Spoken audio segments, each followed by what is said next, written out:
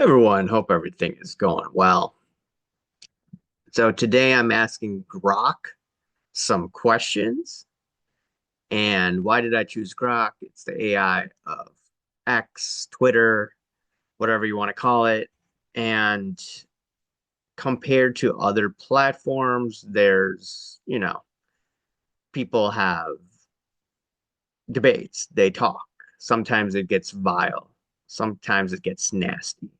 And some people say, oh, well, X is still censored. Yeah, but compared to most mainstream platforms out there. So that's why I wanted to ask Grok, what do they know about the sports card hobby? So I asked about some of these pumpers out there. So I asked, is Jeff Wilson a sports card scammer? This is what it had. Controversies and accusations, card flipping discrepancies.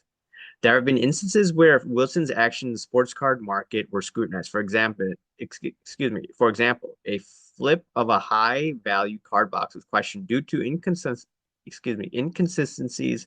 in the reported sale prices, suggested he may have misrepresented the profits from such deals.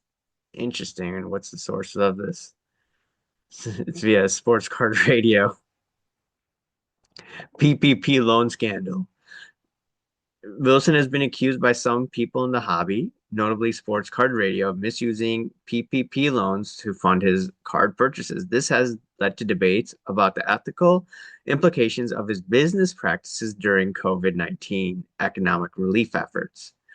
Market manipulation. Some community members and critics have accused him of market manipulation through his influence on social media. This involves promoting certain cards, which could lead to inflated prices, particularly if he or associated parties have investments in those cards. Very interesting. This is what AI is picking up on him.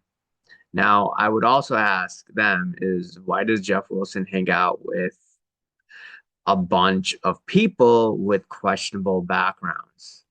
That's what I want to ask next time. Why does Michael Rubin make Meek Mill bunny hop?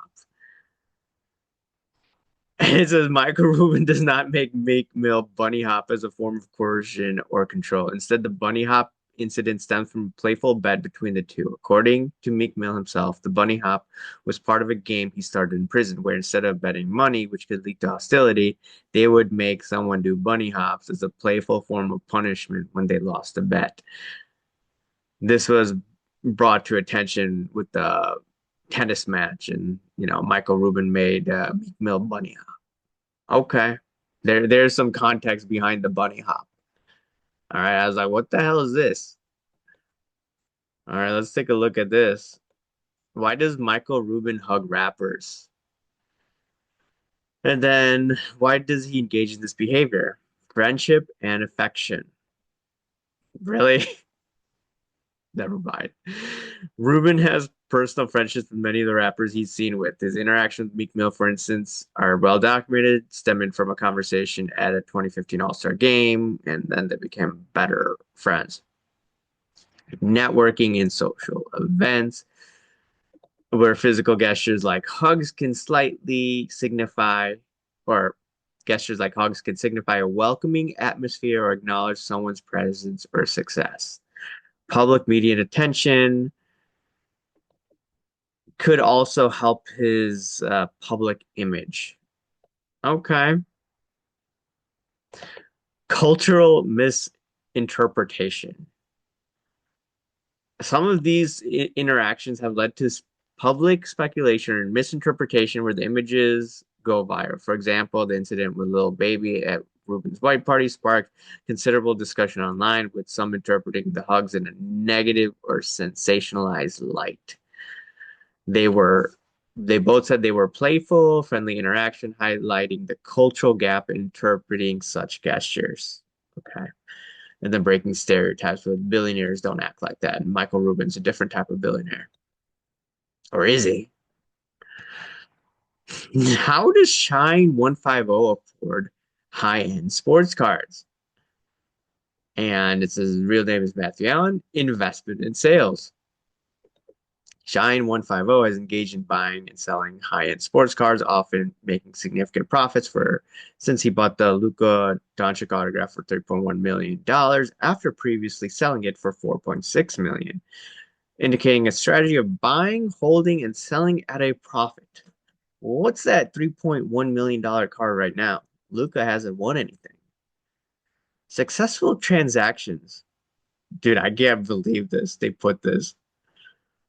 His ability to afford such cards is also supported by his history of high stake transaction. He sold cards for over 1 million, including Justin Herbert rookie cards, which demonstrates his active participation in the market where high value cards both can be both an investment and source of capital. Now, I'm thinking out loud. Did this really happen? $1 million sports card sale? I didn't even know Matthew Allen sold these cards. And we see Justin Herbert in the news the other day because, the Chargers got destroyed. Let me see, Allen. Let me move this here. Type in Allen.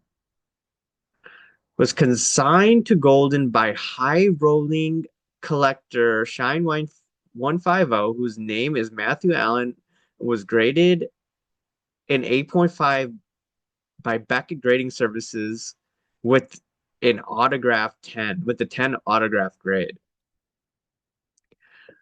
So this is insane. And then it's talking about another card was acquired by Boston Sports Cards and Company and sold to a trio of buyers that included high-end collector Jack Elman.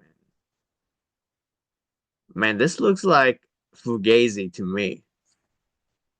And what was hilarious, and I'm seeing this on Instagram, some accounts that are bribed by Shine.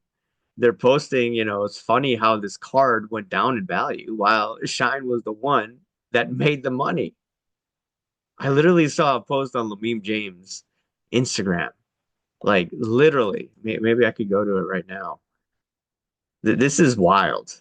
I didn't even look at this post, right? So one of these cards, right, was one of these cards sold by Shine? Oh my God.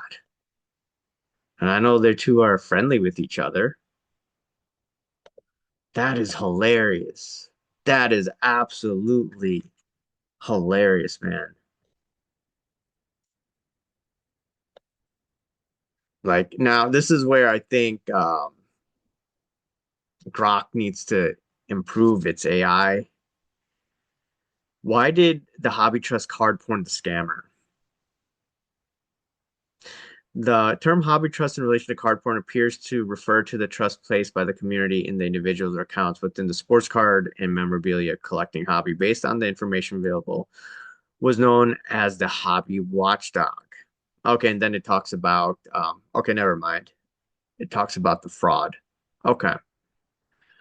All right. So then it eventually talks about how, he created a fake foundation, card porn, tried to authenticate a MJ used item, lead to deletion of his account. Okay, I didn't read that part. Okay. So why did people trust him? Reputation and presence. Card porn had built a following, reputation within the community. Or was he a plant? You tell me.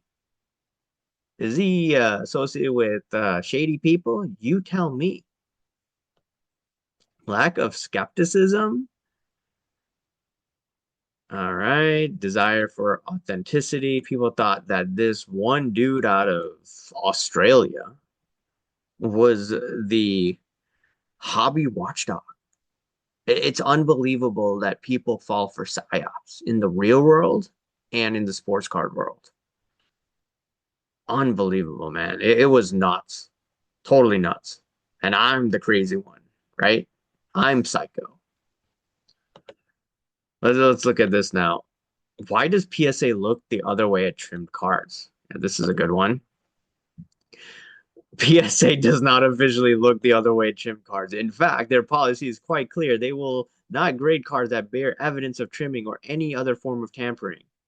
If a card shows any evidence of doctoring, such as trimming, recoloring, restoration, or any forms of tampering, it will not receive a numerical grade. Instead, the card might be designated authentic, altered, or simply authentic. All right, and I just did a video yesterday or a couple days ago on this one card that seemed to be trimmed, and it was a McDavid card. And I asked the question: Are PSA graders on crack? And let's look at what Grok has to say. Despite these policies, there have been instances where trim cards may have passed through grading undetected, and this has led to controversy. All right, what does PSA do? PSA addressed these controversy by saying they're conducting investigations when they're brought to light. This indicates that while they aim to maintain high standards, instances of missed alterations can occur, prompting PSA to take action post grading. Their response typically emphasizes their commitment to combating fraud, ensuring the integrity of the grading process. No, that's not the case. Their job is to make sure they decertify as less cards as possible, because what happens is they have to pay out individuals who are holding this card. Now, there's a cap to how much they're forced to pay, but unless there's enough pressure by who they consider to be credible people in the hobby, I'm considered a crank. So my videos will, they may watch it, they'll be like, I'll ignore it, right? With that PSA 10 Kurt's Card Care Pokemon card, they didn't deactivate it from my knowledge. And the reason is they don't want to open up Pandora's box. And that's why they do what they do, because they would have a lot of financial problems if they start decertifying trimmed cards, because there's a lot of trimmed cards out in the market. And people mock me for getting involved in the low end, but the low end is where there's less risk. There's a lot of high risk out there, and a lot of people own cards that are trimmed, that are altered, that have some hanky panky going on. So that's why I'm like, hey, I'm out.